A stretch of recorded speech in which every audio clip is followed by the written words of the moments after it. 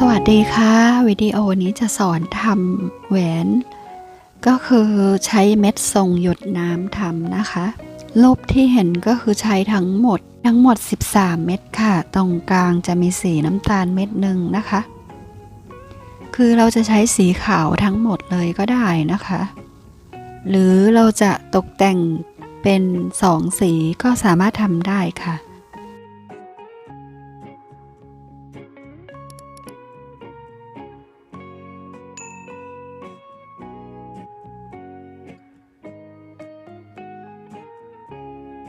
อุปกรณ์เราจะใช้ทรงหยดน้ำนะคะขนาด6x12ค่ะ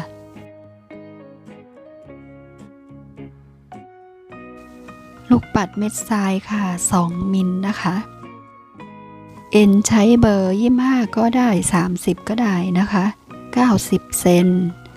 ให้เราตัดเอ็นมา1เส้นแล้วก็ร้อยลงไปทั้งหมด6เม็ดค่ะร้อยส่งหยดน้ำลงมาเลยนะคะจากนั้นให้เราจับมัดนะคะ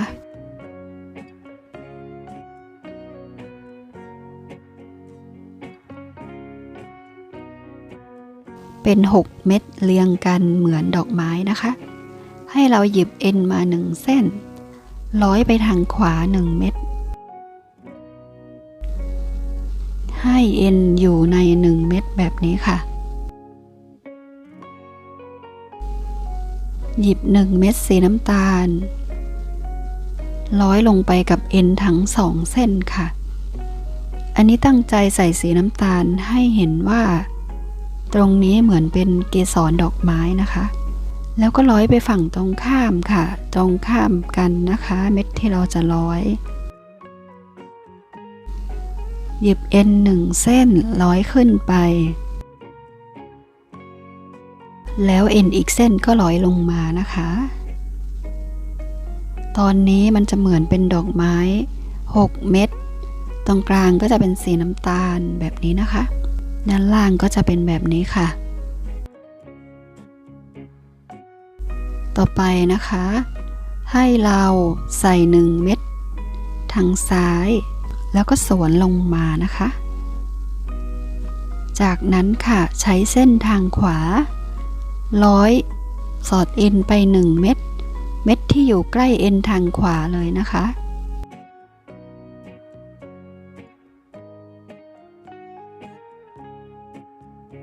ขวาร้อยสอดเอ็นไป1ซ้ายก็ใส่1ลงมาอีกค่ะ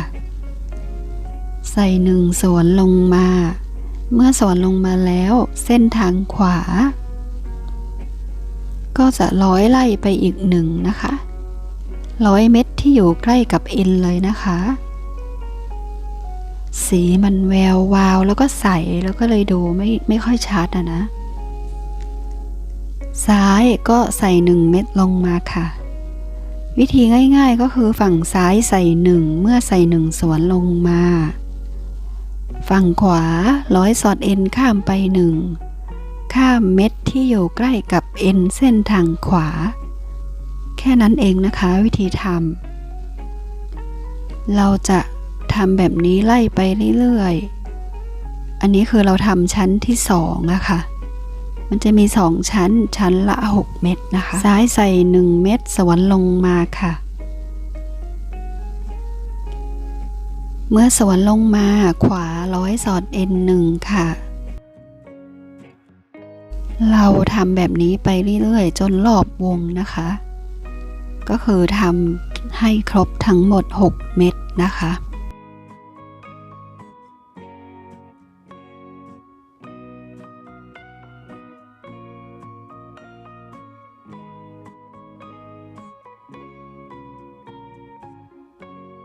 ใส่ซ้าย1สวนลงมา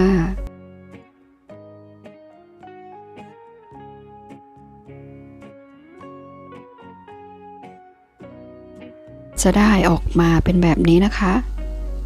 ก็คือจะเป็นดอกไม้2ชั้นถ้าเราใช้สีขาวล้วนก็จะออกมาเป็นแบบนี้ค่ะสีขาวล้วนก็สวยค่ะหรือจะใช้หยดน้ำสีชมพูสีฟ้าอะไรก็สวยนะคะ ต่อไปเราจะขึ้นห่วงแหวนค่ะให้เราใส่ขวา1ซ้าย2ส่วนเม็ดที่2ลงมานะคะเป็นลูกปัด2มิลนะ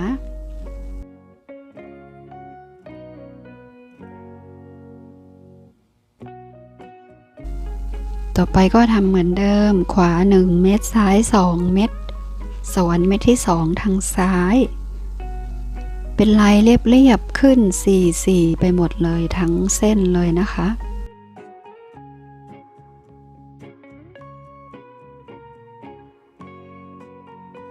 เราก็ทำแบบนี้ขึ้นไปเรื่อยๆขวา1ซ้าย2สวนลงมาทำความยาวให้ได้พอดีกับนิ้วเรานะคะวัดข้อนิ้วเราก่อนนะเมื่อได้ความยาวที่ต้องการแล้วให้เราใส่แค่ข้างละ1เม็ดแล้วก็ไปร้อยเชื่อมกับเม็ดฝั่งตรงข้ามค่ะให้มันอยู่ตรงข้ามกันนะคะก็คือมีทั้งหมด6เม็ดด้านข้างจะมีข้างละ2เราจะร้อยเม็ดนี้นะคะซึ่งมันจะอยู่ตรงข้ามกันค่ะเส้นทางขวาร้อยเชื่อมขึ้นมานะคะ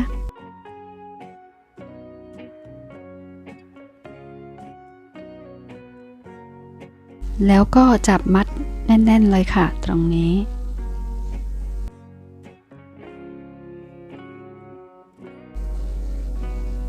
มัดเสร็จแล้วให้เราร้อยเก็บเอ็นก่อนนะอย่าเพิ่งตัดทิ้งนะคะเอ็นทั้ง2เส้นนี้ร้อยเก็บเอ็นก่อนค่ะร้อยซิกแซกไปตามลูกปัดเลยนะคะร้อยขึ้นไปให้ลายมันแน่นๆสวยๆนะขั้นตอนนี้ถ้าเรายิ่งร้อยเยอะลายก็จะยิ่งแน่นค่ะยิ่งแน่นยิ่งแข็งแรงขึ้นไปนะคะทั้ง2เส้นทำเหมือนกันเลยนะคะ